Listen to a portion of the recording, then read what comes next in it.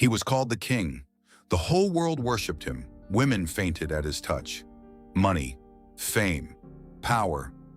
He had it all, but inside, Elvis Presley was broken.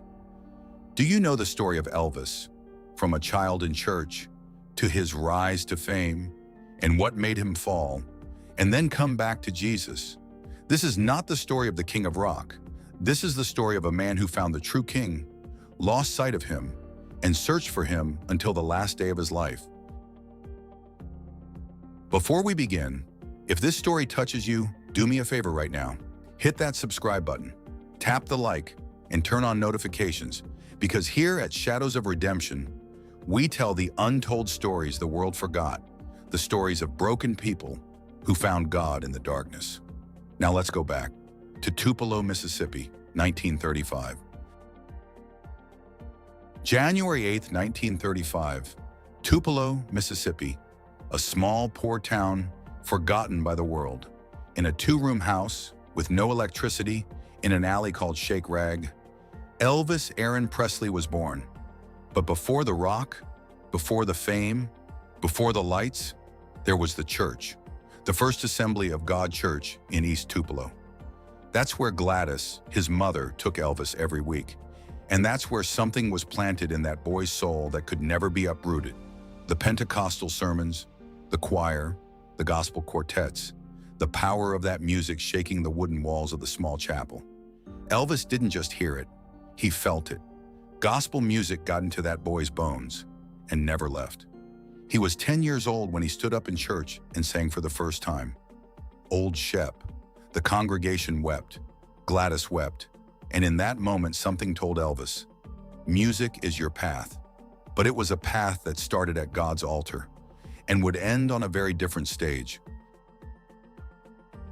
1948. The family moves to Memphis. Elvis is 13. He still goes to church. He still sings gospel. But Memphis is a bigger city, and the streets have a different sound. The blues of Beale Street, the rhythm and soul of the bars. Elvis absorbs it all.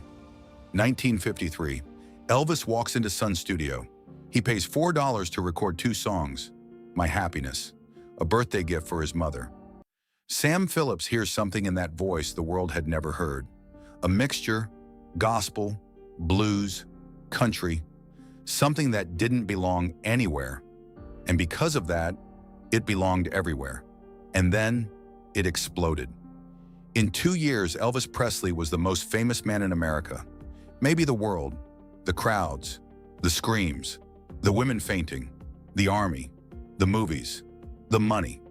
But here's where the story shifts, because the boy who sang in the Assembly of God Church was now being called the king. 1958, Elvis is drafted into the army, sent to Germany, and it was there, far from the church, far from Gladys, who died while he was in service, that something started to crack. The pills, amphetamines to stay awake, barbiturates to sleep, diet pills to lose weight. The army gave him his first taste, and Elvis never stopped. When he came back to the United States, the music scene had changed. The Beatles, the Rolling Stones. Elvis tried to adapt. Movie after movie. Most of them bad. He knew they were bad, but that's what the contracts demanded. And inside him, the battle grew. Billy Stanley, his stepbrother, lived with Elvis for 17 years. He said, "I always thought Elvis had the devil on one shoulder and God on the other, and there was a constant battle going on inside his head."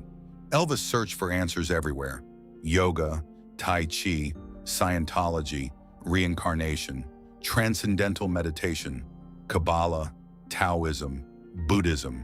He read everything, studied everything. A seeker, he called himself. "All I want is to know the truth," he said, "to know and experience God. I'm a seeker. That's what I am." But the truth he had already heard in that small church in Tupelo. But here's what the world doesn't tell you. Elvis never abandoned his faith. Never. In 1967, while rock was at its peak, Beatles, Stones, Hendrix, Elvis released something no one expected. A gospel album, How Great Thou Art. The singing was inspired, it revealed his heart, and it won a Grammy. Did Elvis win Grammys for rock? No, he won his only 3 Grammys. Singing gospel. The world wanted the king of rock, but Elvis's heart always belonged to a different music. Billy Stanley says, he was a Christian who carried the Bible. Wherever he went, he took the Bible. Billy was the one who carried Elvis's Bible on tour, and he saw Elvis on his knees, praying. He read the Bible almost every day. When he was in trouble, Elvis always came back to God. He prayed for mercy, for forgiveness, for wisdom. The song that comforted him the most, according to Priscilla, was "Take My Hand, Precious Lord," a gospel hymn, a desperate plea for God to hold his hand. And then came the moment that defines everything. Las Vegas, peak of fame. In the middle of a show, a woman approached the stage. She carried a pillow, and on the pillow, a crown. "It's for you," she said. "You are the king." Elvis took her hand, smiled, and said, "No, darling, there is only one king, and his name is Jesus Christ. I am just a singer." Whenever fans said they worshiped him, Elvis would say, "Love my music, but never worship anyone but the Lord." The man the world called the king refused the crown, because he knew the crown already belonged to another. And that faith showed itself in a way few people saw. Because Elvis didn't just pray, he gave. Billy Stanley remembers one time in Memphis. They were driving past a homeless man. Elvis made a U-turn, told Billy to get his wallet. "How much?" Billy asked.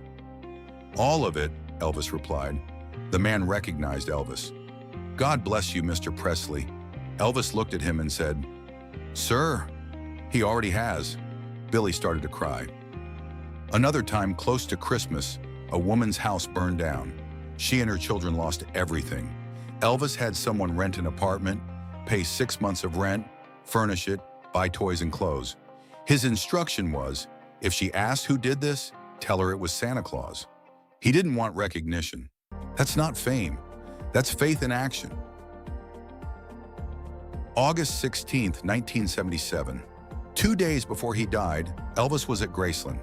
Billy had a minor injury. Elvis was treating the wound in the bathroom. The two looked at each other in the mirror, and Elvis asked, "Do you believe God forgives us of all our sins?" Billy was surprised. "Yes," he said. "We've read about it many times, and you taught me that too. That's what I learned in church." Elvis replied, "Good. I just wanted to make sure you know that." 2 days later, Elvis Aaron Presley was found at Graceland. Heart failure, 42 years old. The world lost the king of rock, but God didn't lose Elvis, because in his final days, Elvis was making sure the forgiveness was real, and he knew it was. Elvis Presley was a broken man, a man who fought, a man who fell into the traps of fame, pills, and loneliness. But he was also a man who never let go of God's hand. He searched through every religion in the world, but the answer was in that small wooden church in Tupelo, where a boy heard gospel for the first time and something ignited in his soul.